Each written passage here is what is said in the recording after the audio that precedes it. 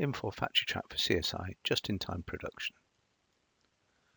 To receive completed items into inventory that are not associated with a job or production schedule, or to return previously completed just-in-time production items, the shop floor just-in-time production form is used.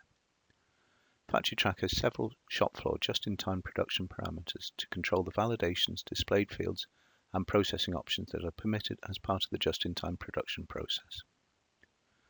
By clicking on the Label Printing Parameters button, the option to include printing labels as part of the process can be defined. Enabling the Print Labels feature results in the label printing form being displayed following successful processing of the just-in-time production transaction. For this training, we have enabled these parameters in order to show where those fields appear and validations that occur in the transaction steps. To start the just-in-time production process, from the Factory Track Shop Floor's Work Center navigation homepage, click on the Material Category Group menu. Then click on the Just-in-Time Production icon. Note that the order of the features within the Material menu is configurable. Now we enter or select from drop-down the standard item we're receiving, the quantity of the production items to be received, enter or select from drop-down the warehouse ID into which the items are being received. This warehouse ID is defaulted based on the user's form configuration.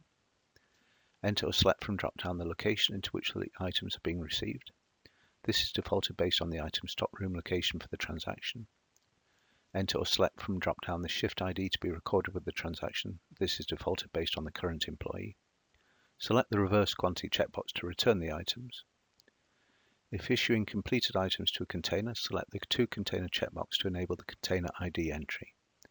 Enter or select from drop-down the container ID to which to issue the completed items, or leave this field blank to generate a new container ID. Enter a document number for the material transaction, reconsolidation, or grouping in CSI. The Details tab displays the item description once the item ID has been entered. If your item is lot or serial controlled, click on the Lot Serial tab to assign them. For lot track materials, enter or select from drop-down the lot to be assigned, or click on the Generate button to create a new lot ID.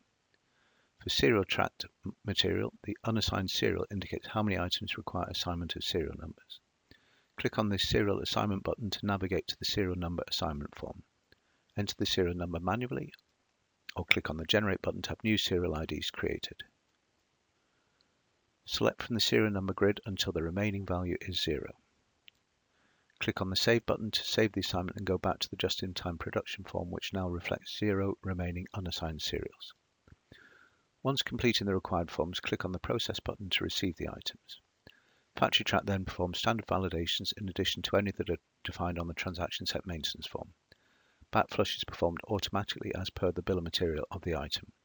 After addressing any processing validation errors, if the Print Labels parameter is enabled, the label printing form is presented. If the Allow Cross-Docking parameter is selected for this transaction, this order is not cross-referenced to another order, and there are open cross-docking requirements. Factory Track provides the option to cross-dock the items. To close the form without receiving items, select the Close button.